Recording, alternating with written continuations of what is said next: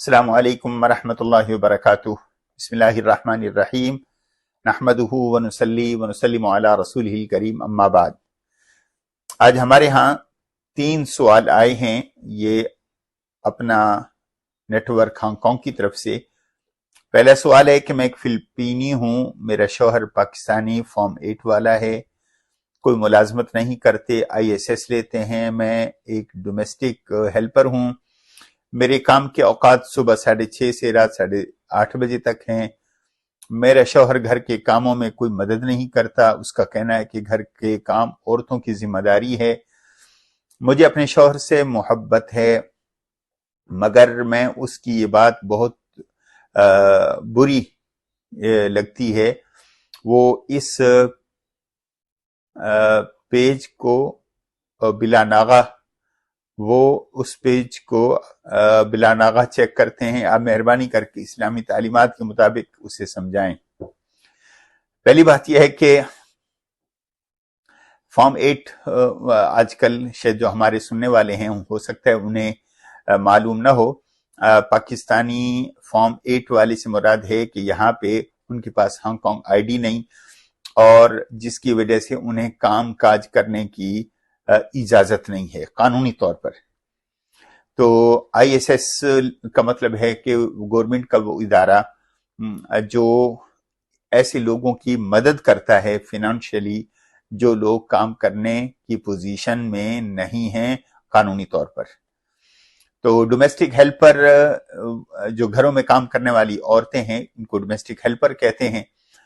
اچھا، اس میں شوہر گھر کے کاموں کی مدد نہیں کرتا، باہر اس کا کام ہے نہیں، گھر کے اندر وہ آرام کے علاوہ کچھ اور نہیں کرتے، یہ تو بہت بڑی زیادتی ہے۔ میں اپنے اس بھائی کو اور اپنے اس عزیز کو، بچے کو یہ کہوں گا کہ دن بھر وہ سارے کام کاج اپنے امپلائر کے ہاں وہ تمہاری بیوی کرے، پھر رات کو آ کے آپ کے گھر کا بھی کام کاج سنبھالے۔ شریعت کا یہ مزاج نہیں ہے، بلکہ اللہ کے رسول علیہ الصلوۃ والسلام باوجود باہر کی اتنی مصروفیات کے گھر میں جب آپ تشریف لاتے تو اپنے گھر والوں کے ساتھ ان کی مدد اور ان کا تعاون کرتے۔ اور آپ کے پاس تو کام بھی کوئی نہیں ہے، اور ویسے بھی مسلمان ہونے کی حیثیت سے آپ تو ایسا سلوک رکھیں کہ وہ محسوس کرے کہ مسلمان گھرانے اچھے ہوتے ہیں۔ تو گھر میں ضرور مدد کرنا چاہیے، بلکہ جو گھریلو کام کاج ہیں، کیونکہ آپ کے پاس کام نہیں ہے، وہ کام کاج کرتی ہے، وہ گھر میں آ کے راحت محسوس کرے، وہ کرنا چاہیے۔ گھر کے کام کاج میں عورتوں کا ہاتھ بٹانا یہ سنت سے ثابت ہے، اور کوئی اس کے اندر شرعی قباحت نہیں کہ اگر آپ نے عورتوں والے کام کر لیے، گھر کی صفائی ہے یا برتن دھو لیں تو وہ کوئی خلاف شرع کام ہو گیا، کوئی ایسی بات نہیں ہے، بلکہ ایسے مرد کو ضرور کرنا چاہیے جو باہر میں کوئی کام کاج نہیں کرتا۔ تو یہ بھی اچھی بات ہے کہ وہ اسے محبت بھی کرتے ہیں۔ باقی میاں اور بیوی کا جو رشتہ ہے وہ اعتماد کا رشتہ ہوتا ہے۔ اگر بیوی پر شک ہو یا اعتماد کا فقدان ہو، یا بیوی کو شوہر پر شک ہو اور اعتماد کا فقدان ہو، تو وہ گھرانہ زیادہ دیر نہیں چلتا۔ گھروں کو بسانے کے لیے سب سے پہلی اور بنیادی چیز ہوتی ہے کہ ایک دوسرے پر اعتبار کریں، ایک دوسرے پر اعتماد کریں۔ دوسرا سوال ہے، جی شوہر کہتا ہے کہ اگر میں اس کی بدسلوکی کی شکایت کسی سے کروں تو میں جہنمی ہوں، کیونکہ اسلام نے دوسروں کی غلطیاں چھپانے کا حکم دیا ہے۔ اسلام نے غلطیوں کو چھپانے کا حکم نہیں دیا، اسلام نے عیبوں کو چھپانے کا حکم دیا ہے۔ غلطی اور عیب میں فرق یہ ہوتا ہے کہ عیب قدرتی چیز ہوتی ہے، اور غلطی وہ ہوتی ہے جو انسان انٹینشنلی کرتا ہے۔ یہ ایک تو فرق یہ ہے۔ پھر غلطیاں بھی چھپائی جائیں اگر اس کا امپیکٹ معاشرے پر نہ ہو۔ ایک آدمی نے قتل کیا ہے، غلطی کی ہے، تو دیکھنے والا کہے کہ میں اس کی غلطی کو چھپاؤں گا، اسلام نے غلطی کو چھپانے کا حکم دیا نہ، بلکہ اس کے ذمہ ہے کہ وہ گواہی دے۔ ایک آدمی نے چوری کی ہے، غلطی ہے، اور دوسرا دیکھنے والا کہے کہ اس نے چوری تو کی ہے لیکن میں اس کو چھپا لیتا ہوں، نہ کسی اور کا مال وہ ہڑپ کر رہا ہے اور آپ خاموش بیٹھے ہیں کہ میں غلطی چھپا رہا ہوں، نہ ایسی بات نہیں ہے۔ ہاں، میاں بیوی کے جو باہمی تعلق ہوتے ہیں اس تعلق کو ظاہر کرنا ٹھیک نہیں ہے۔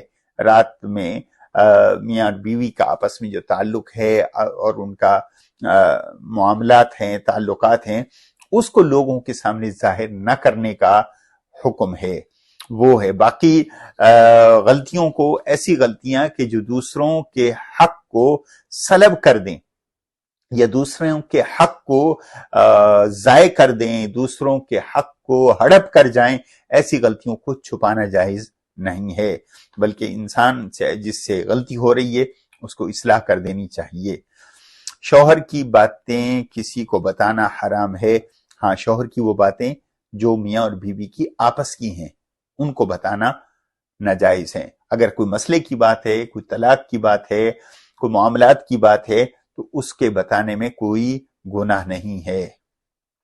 تیسرا سوال ہے، میڈیکل ٹیسٹ کے مطابق ماں کے پیٹ میں حمل شدید معذور ہے اور ڈاکٹر نے اسقاط حمل کا مشورہ دیا ہے۔ ڈاکٹر کا کہنا ہے کہ اگر بچہ پیدا ہو تو زیادہ دن نہیں رہے گا، کیا کریں؟ بڑا اہم سوال ہے۔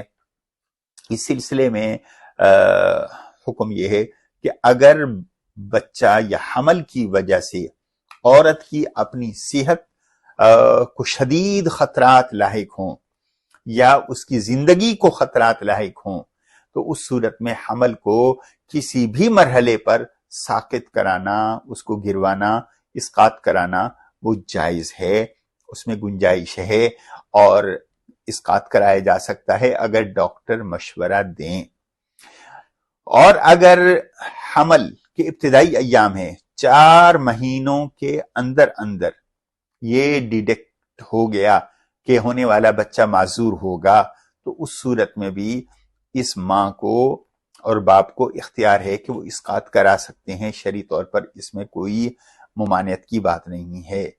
البتہ 4 مہینے حمل کو گزر گئے، پھر معلوم ہوا کہ یہ بچہ ہونے والا معذور ہے تو اس صورت میں ڈاکٹر کی رائے یہ ہے کہ اگر یہ بچہ پیٹ میں رہتا ہے تو عورت کی جان کو خطرہ ہے یا عورت کو بیماری کے لاحق ہونے کا ڈر ہے تو اس صورت میں بھی کسی بھی وقت اس کو بھی حمل کو ضائع کرایا جا سکتا ہے۔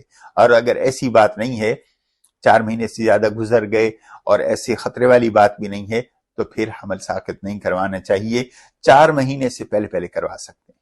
السلام علیکم ورحمۃ اللہ وبرکاتہ۔